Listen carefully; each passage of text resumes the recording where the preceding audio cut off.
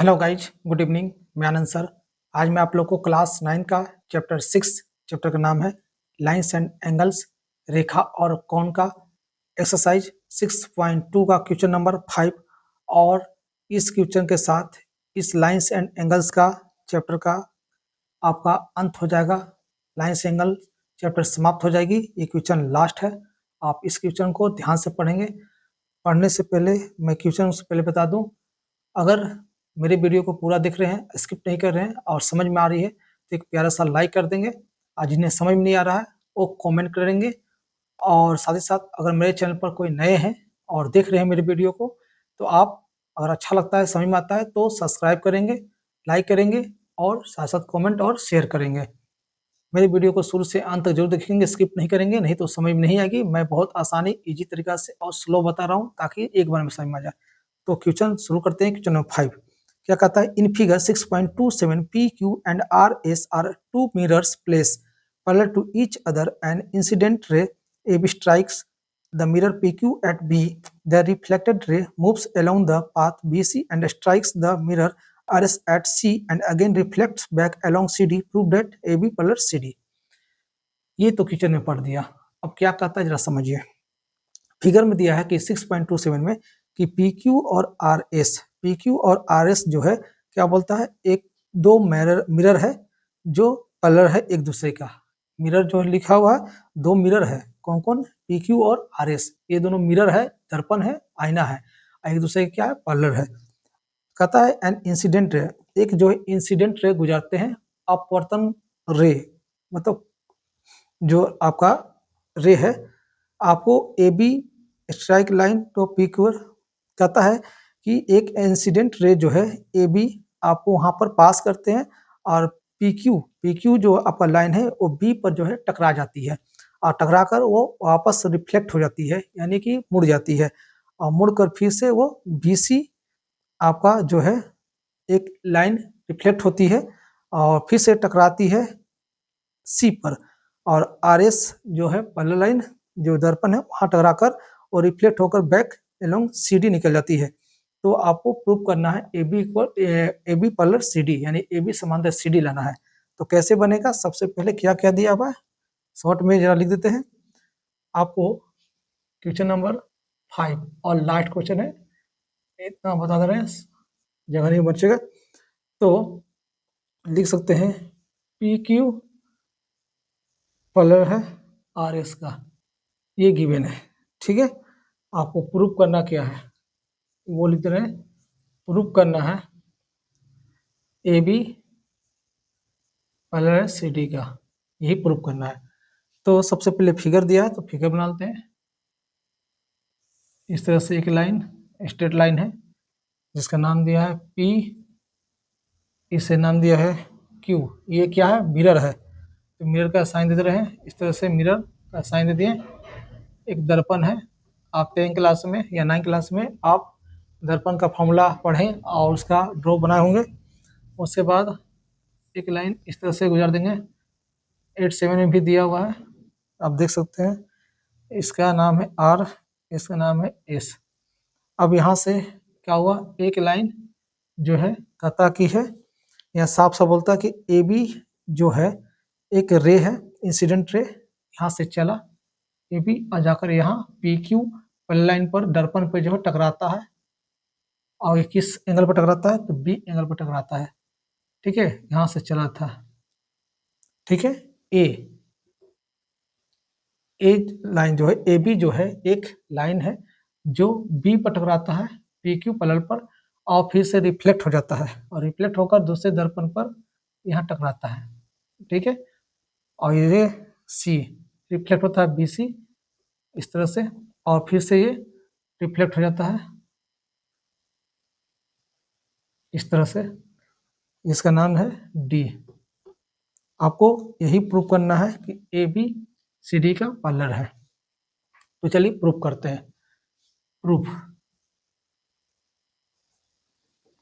सबसे पहले प्रूफ करने से पहले मैं आपको बता दूं, आप ध्यान से देखिए इस फिगर में, ध्यान देखें तो मुझे एक ड्रॉ करना पड़ेगा। प्रूफ करने के लिए एक ड्रॉ करना पड़ेगा। क्या ड्रॉ करना पड़ेगा कि यहाँ से एक मैंने एक लाइन ड्रॉ किया। ठीक है, इसको चाहे तो आप एम दे सकते हैं। बी एम परपेंडिकुलर मैंने पी क्यू लिख दिया, मैं लिखा कंस्ट्रक्ट, कंस्ट्रक्ट किया, ठीक है। क्या लिखा, ड्रो,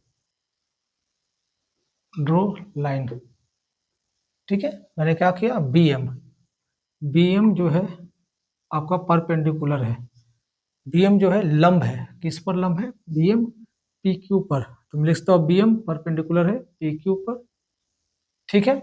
उसी प्रकार यहाँ पर भी मैंने एक ड्रॉ कर दिया लाइन, ठीक है। इसका नाम देते हैं एन, सी एन जो है लिख सकते हैं यहाँ पे, सी एन परपेंडिकुलर है, सी एन जो है लंब है किस पर, आर एस पर, तो हम यहाँ पर आर एस लिख दिए, ठीक है। बी एम परपेंडिकुलर है पी क्यू पर, सी एन परपेंडिकुलर है आर एस पर। इसका मतलब क्या हुआ, ध्यान दीजिएगा, जैसे ही परपेंडिकुलर हुआ, ठीक है, यानी बी एम जो है पी क्यू पर और सी एन जो है आर एस पर परपेंडिकुलर हुआ, तो ये दूसरे के साथ क्या हुआ, पैरेलल हो गया, यानी बी एम जो है सी एन का पैरेलल हो गया, बी एम पैरेलल हो गया सी एन का। कहने का मतलब है कि जैसे ही आपका एक दूसरे के साथ परपेंडिकुलर होता है तो ये क्या होता है, पैरेलल हो जाता है। मैं रीजन दे सकता हूँ, क्या रीजन दूंगा, ध्यान दीजिएगा।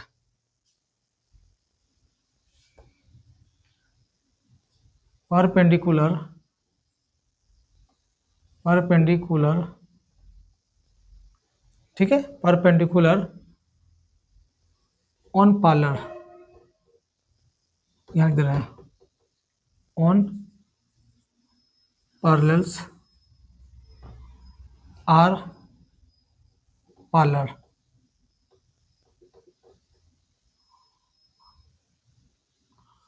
Perpendicular on parallels are parallels, यानी कि परपेंडिकुलर्स पर अगर पैरेलल्स है तो वो भी पैरेलल हो जाती है। तो बी एम जो है सी एन का पैरेलल हो गया, क्योंकि परपेंडिकुलर है बी एम और सी एन पी क्यू और आर एस पर परपेंडिकुलर है, तो बी एम सी एन का हुआ, इसके साथ परपेंडिकुलर है तो पैरेलल हो गया, ठीक है। और जहाँ पैरेलल होता है वहाँ एक दूसरे के साथ क्या होता है, तो आप देख सकते हैं, ध्यान देंगे इस चीज़ को। सबसे पहले अगर इस एंगल को इस एंगल के साथ और इस एंगल को इस एंगल के साथ अगर मैं क्या करूं, इसको मैं इक्वल कर दूं, तो आप क्या कहेंगे कि कैसे इक्वल कर दिए। आप 7-8 क्लास के साइंस बुक या 10 क्लास का साइंस बुक देखेंगे तो कहता है कि एक लाइन जो है एक ओरिजिन पर टकराती है, इंसिडेंट लाइन बोलते हैं, जाती है और रिफ्लेक्ट होती है, कहने का मतलब जाती है जिस एंगल बनाकर, जितना एंगल से जाएगी उतने एंगल से आपका जो है रिफ्लेक्ट होती है, दोनों का एंगल सेम होता है, इसलिए ये दोनों एंगल इक्वल हो जाएगी। तो मैं इसको नाम 1 दे सकता हूँ, एंगल 1, इसको एंगल 2, 1 2 3 4, इसका नाम दे दिया एंगल का। तो कहने का मतलब कि एंगल 1 के साथ इक्वल 2 हो जाएगा, क्योंकि जितना एंगल से जाती है इंसिडेंट होती है वही एंगल से रिफ्लेक्ट होती है, यानी परावर्तित होती है, तो एंगल 1 इक्वल एंगल 2 हो जाएगी, अब एंगल 3 इक्वल एंगल 4 हो जाएगी, क्योंकि जिस एंगल से जाती है उस एंगल से गुजर जाती है, ठीक है, ऐसे जा रही है टकराकर वापस हो रही है, यानी इंसिडेंट रेस से जाती है और रिफ्लेक्ट होती है। तो ये साइंस का लॉ है, लॉ ऑफ रिफ्लेक्ट से, और यहाँ पे भी जा गया जिस एंगल से उस एंगल से गुजर गया, तो दोनों एंगल इक्वल हो जाती है, ठीक है। आप साइंस का बुक पढ़ लेंगे तो मैं लिख सकता हूँ एंगल 1 इक्वल है एंगल 2 का, ठीक है। एंगल 1 जो है एंगल 2 का इक्वल है, जब एंगल 1 एंगल 2 का इक्वल, क्योंकि जिस एंगल से जाएगा उस एंगल से आपका पास हो रहा है, यानी एंगल इंसिडेंट से जाता है रिफ्लेक्ट होता है, दोनों एंगल सेम होता है, जितना एंगल से जाएगा उतने एंगल से लौटेगा, यहाँ भी जितना एंगल से जाएगा उतने एंगल से लौटेगा, तो एंगल 3 और एंगल 4 भी आपका इक्वल हो गया। आप रीजन दे सकते हैं, law of reflection, law of reflection, reflection, इस रीजन से आपका ये दोनों इक्वल हो गया, कि जिस एंगल जितना एंगल से जाती है उतने एंगल से अगर रिफ्लेक्ट होती है तो दोनों एंगल इक्वल होती है। आप पढ़ेंगे, ध्यान दीजिएगा, आगे जाइएगा 10th में तो आपको समझ में आ ही जाएगी कि कैसे आपका इक्वल होगा। फर्स्ट चैप्टर आपका मिरर है, ठीक है, उसमें आपको पता चल जाएगा, लॉ ऑफ रिफ्लेक्शन से ये दोनों इक्वल हो गया। अब ध्यान दीजिएगा, जब ये लाइन और ये लाइन एक दूसरे का पैरेलल होता है और ये लाइन आपका क्या हुआ, एक ट्रांसवर्सल लाइन गुजरा, ठीक है, लेकिन साथ साथ ये भी आपका एक दूसरे के साथ पैरेलल हो गया, तो आप देख सकते हैं ये पार्लर है, ये ट्रांसवर्सल लाइन गुजरा हुआ है, तो ये एंगल जो है एक दूसरे के साथ इक्वल हो जाती है इंटीरियर एंगल से। ठीक है, ये एंगल जो है जब ये पार्लर हो गया तो ये ट्रांसवर्सल लाइन जो है जो कोना से कोना जो गुजरा है, ये एंगल जो है एक दूसरे के साथ इक्वल हो जाती है। तो एंगल 2 और एंगल 3 ये एंगल और ये एंगल एक दूसरे के साथ क्या होता है, इक्वल हो जाती है।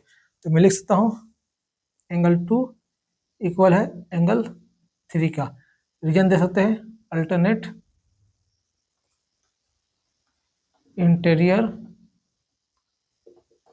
एंगल से, इस एंगल से जो है आपको क्या हुआ, ये इक्वल हो गया। आप देख सकते हैं ये तीनों एंगल को मैं ऐसे लिख सकता हूँ, एंगल 1 जो है इक्वल है एंगल 2 से, ये दोनों इक्वल हो गया, एंगल 1 और एंगल 2 इक्वल हो गया। तो एंगल 2 भी इक्वल है एंगल 3 से, तो यहाँ लिख सकता हूँ एंगल 2 3 से इक्वल है, एंगल 2 इक्वल हो गया 3 से, एंगल 1 2 से इक्वल है और 2 3 से इक्वल है और 3 4 से इक्वल है, यानी 4 एंगल आपका इक्वल हो गया, चारों एंगल इक्वल हो गया। ठीक है, तो इस एंगल को ऐड कर लेते हैं, तो इसको यहाँ बनाते हैं। मैं लिख सकता हूँ angle 1 angle 2, angle 1 plus angle 2, ये दोनों को ऐड करेंगे इक्वल में, इस एंगल को ऐड करेंगे, एंगल 3 प्लस एंगल 4, ये दोनों एंगल को अलग अलग मैंने ऐड किया। अब देख सकते हैं इस एंगल का नाम क्या दें, तो यहाँ पे एक एंगल बना है, एक एंगल यहाँ बना है, और ये एंगल पूरा मिलाकर ये हो जाता है। ठीक है, और नाम दिया है ए बी सी, पूरा एंगल हो गया, तो ए बी सी मैं लिख सकता हूँ एंगल 1 प्लस एंगल 2 को angle A B C equal है। बोलिए एंगल ए बी सी कैसे आया, सही में आया, एंगल ए बी सी कैसे आया। अब देखिए मैंने कहा एंगल 1 और एंगल 2 को ऐड किया तो ए बी सी एंगल आया, उसी प्रकार ये देखिए एंगल 3 और 4 को ऐड करूंगा ये एंगल, तो एंगल बी सी डी आ जाएगा, बी सी डी, तो एंगल 3 और 4 को ऐड किया तो एंगल आया बी सी डी। ठीक है, ये दोनों एंगल एक दूसरे के साथ क्या हुआ, आपका इक्वल हो गया। ठीक है, बराबर हुआ। तो कहने का मतलब क्या है, ध्यान सुनिएगा, मेरे समझाने का रीजन क्या था आप समझेंगे अच्छा से। मेरे कहने का मतलब है ये और ये लाइन, ये ट्रांसवर्सल लाइन और ये लाइन ये है। ठीक है, जब कोई एंगल, ठीक है, हमको प्रूव करना है कि ये लाइन के साथ क्या है, पैरेलल है, यही आपको प्रूव करना है, यही आपको प्रूव करना है ए बी सी डी का पैरेलल है। तो मैं पहले कैसे प्रूव करता था कि जब कोई एंगल इस तरह से देखिएगा, जब ये लाइन के साथ पैरेलल हो जाती है और ट्रांसवर्सल लाइन गुजरती है, तो ये एंगल इक्वल हो जाती थी। एंगल कब इक्वल होती थी, जब ये लाइन और ये लाइन एक दूसरे के साथ क्या होता, पैरेलल होती थी। इस बार क्या करना है कि हमको पैरेलल लाना है, तो एंगल इक्वल करना होगा। तो आप देख सकते हैं कि यहाँ पर ये एंगल और ये एंगल जो है इक्वल है, यानी जितना एंगल ये है, देख सकते हैं ये वाला, जितना एंगल ये है, ये वाला, ये एक दूसरे के साथ क्या है, इक्वल है।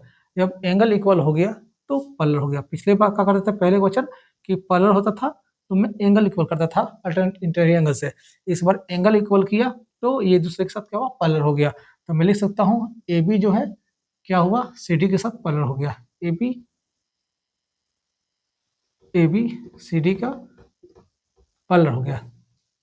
ठीक है, कैसे हुआ पता चला, एंगल इक्वल तो पैरेलल हो गया। पहले क्या था, अगर पैरेलल है, समांतर है, तो इंटीरियर एंगल से इक्वल करते थे, लेकिन इस बार इंटीरियर एंगल से आपने क्या किया कि एंगल इक्वल किया तो वो लाइन पैरेलल हो गया।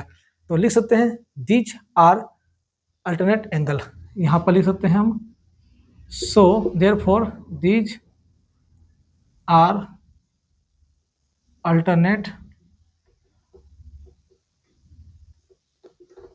इंटीरियर एंगल, इससे आपका जो है ये पैरेलल हो गया। तो मैं लिख सकता हूँ प्रूव्ड। ठीक है, इसी के साथ ये चैप्टर लाइंस एंड एंगल्स समाप्त हुआ और बहुत आसानी इजी तरीके से बताया। अब जो है आप कभी भी नहीं भूलेंगे, ऐसा क्वेश्चन आए तो तुरंत बनाकर आप सॉल्व कर लेंगे और कॉपी सबमिट कर लेंगे। तो अगर समझ में आया है तो जल्दी से लाइक कमेंट करें और मैं वेट करूंगा, मैं कमेंट का रिप्लाई करूंगा। तब तक के लिए जय हिंद, जय भारत।